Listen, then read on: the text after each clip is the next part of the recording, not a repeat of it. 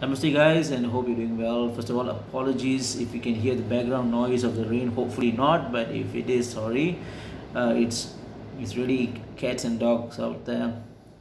So let's talk about this video. I'm going to talk about the Parivartana Yoga. Now this question was actually asked by one of my friend in the Facebook community, Ashwin Kumar. This video is for you. Parivartana Yoga, now let's understand the basics. So the Parivartanam means an exchange, but I want you to think a little bit differently. Think of Parivartana like a bridge, something that connects two things. Okay, Parivartana means a bridge. May not be the best interpretation, but please bear with me. Please, just go with it.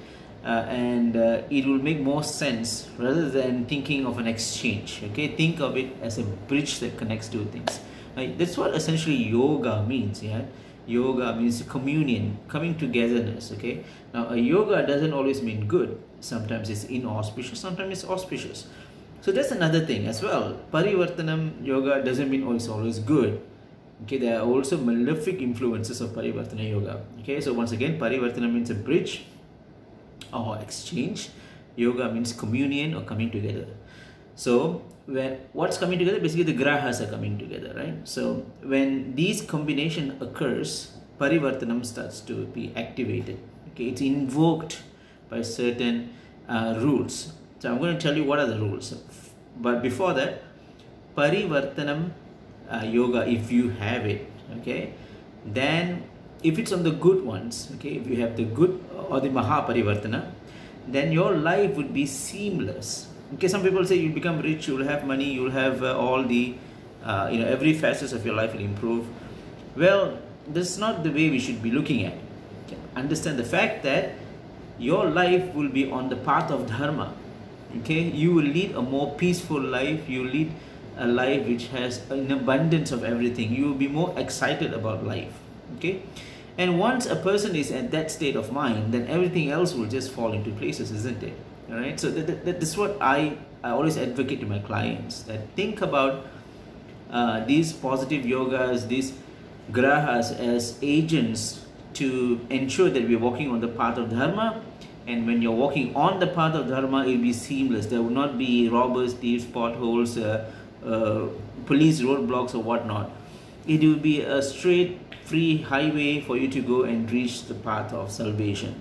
Okay, so Parivartana yoga is that it gives you the right path. It tells you, this is the path that you should be taking, or this is the path you should be taking, and this is where it will lead you to greatness. Okay, so Mahaparivartana yoga is the good ones, and you have the other ones like the Kala Parivartana yoga, which is endurance and testing you, and also the Dhanya, which is the poverty and deplorable conditions. Okay, so we will go one at a time. Now let's talk about so now that you understand what is the Parivartana yoga means, it's a yoga which will lead you to the path of Dharma. Okay, now not all are good, some are malefic as well. So let's start with the good one, which is the Maha. There are three types. There are actually more than that, but let's just stick with the basic. Okay, I'm just giving you a very cursory understanding. This can get hours. Trust me, it's very lengthy. If you go to the advanced level of astrology, this can get very lengthy. It's a very interesting topic actually. But just for YouTube, I'm going to make it like all my other videos, straight to the point. Okay, first, Mahaparivartana yoga means, or rather, first let's go even slightly higher than that.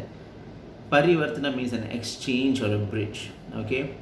So you have rasis, right? You have the Mesha Rasi, Vrishabha Rasi, Mithuna Rasi, and all these rasis, right? Zodiac signs. Now these rasis have a rulership, correct? So like for Mesha and Vrishchika, they are ruled by Mars, right? And so on and so forth. Vrishabha and Tula, they are Venus, and so on and so forth, right? So these rulerships, when they exchange with these signs, okay, it's best to give an example. Let's take a template here. Let's take my chart for example. I am a Aries ascendant. Okay, Mesha Lagna. So Mesha is my first house, and Mesha's lord is Mars, right? right? Mesha's lord is Mangal. Now let's say on the 4th house, okay, on the 4th house, if I have which is the 4th will be a sign of Karkataka, okay, or Cancerian. So if I have, and the ruler of Karkataka or Cancer is the moon, right? So if you have moon in my 1st house and Mars in my 4th, can you see the Rasi, the Mars has moved to Karkataka, to Cancer, where moon, which belongs to Cancer, goes to Mars or Mesha. There is a switch, right? The signs exchange, the rulers exchange, right? And when that happens, it's called a Parivartana Yoga.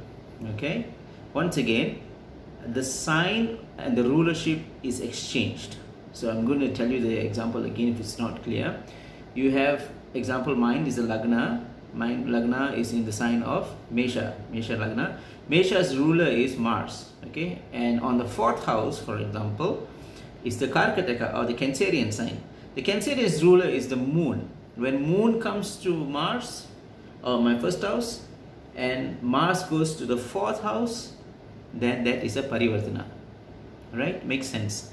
It moves, it changes both the sign and the rulers. Okay, so if you have this kind of changes on all the benefic houses, okay, the benefic houses are simple.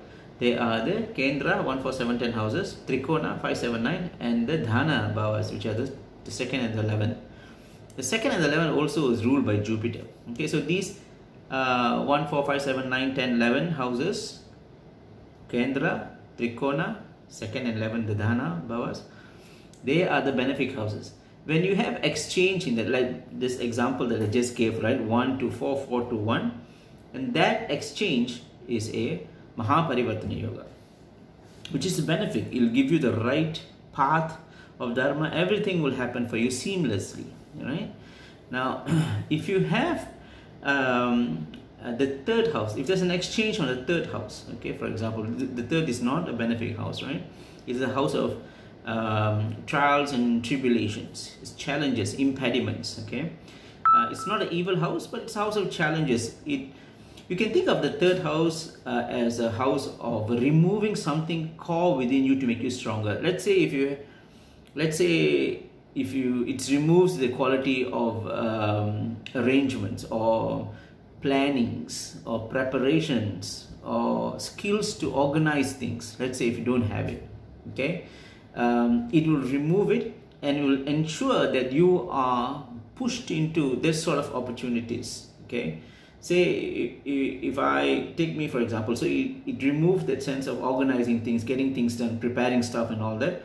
And my boss calls me one day and say, hey Prakash, I want you to do this project. It involves a lot of planning work and all that. Since I don't have it, I'm going to fumble. Okay? I'm going to falter in every stage, right? And by doing so, I'll be learning, okay, this organizational skills is very important. As such, I need to grow myself. So it's by giving problems, it makes us realize what we can and what we can't do. All right. So the 3rd house, if you have a switch, the Parivartana, the 3rd house, that is called the Kala Parivartana. Okay, it means to remove some good qualities within you and to imbibe the good, through learnings and difficulties and hardships, you will learn and to become even stronger. Kala. And the last one, if you have the benefic houses, remember the 1, 4, 5, 7, 10, 9, 11 houses, the Kendra, Trikona and the Dhana houses. When you have these houses in exchange with the 6, 8, 12 houses, 6, 8, 12 are the Dushtana houses, right? The evil houses. When you have these, it's called the Dhanya Parivartana. Dhanya literally means food, right?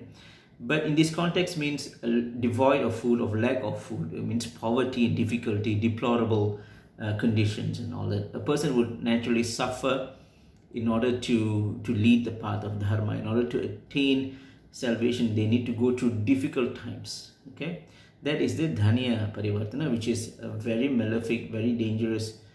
I wouldn't say dangerous, it gives a lot of pain and suffering to some people. It's always some problems coming up every now and then. You may be seeing that things are happening, everything is nice and dandy, things are moving and progressing in life, pop, the next moment everything goes wrong, everything dies off, you know, you will be ruined and things like that. And we have seen this happening even sometimes to us as well, right? So remember, 3 types of Parivartanam. First is the Maha, which are the benefic houses, Kendra, Trikona, and the second and 11 houses. Third will be the Kala Parivartana, which is you know, trials, tribulations, impediments, challenges, okay, which is the one and the third. I'm sorry, the third house, switching or bridging.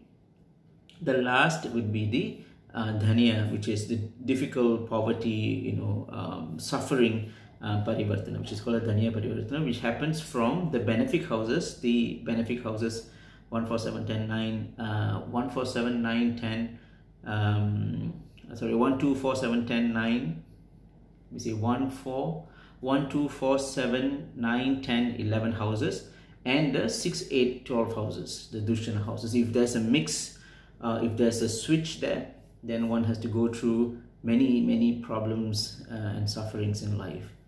Okay, so that's about a little bit, right, about the Parivartana. Now, there are different scopes or perspectives that you can use to do Parivartana. The one that I mentioned right now is for the Lagna.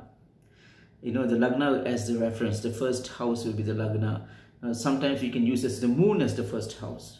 Of course, the moon, when you use the moon as the first house, it is to assess the mental tendencies. The Lagna is used for our day-to-day, you know, the physical life that we have. That is the most obvious ones. But say if you need to assess something from the mental side, from how we perceive things, right, the reasonings, the cognition and all that, then we need to use the moon. Some use this as the sun, which again to look at the soul, studies of the soul. Some uses the dasa sequences, the lordships of the dasa. Some uses the transit.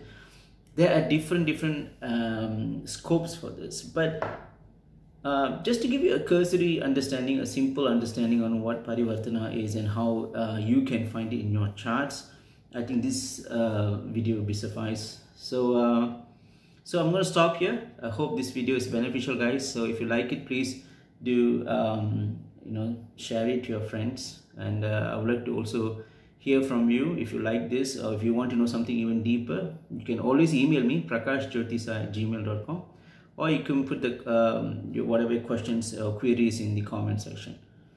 All right, so take care, guys. I'll see you in the next video. Namaste.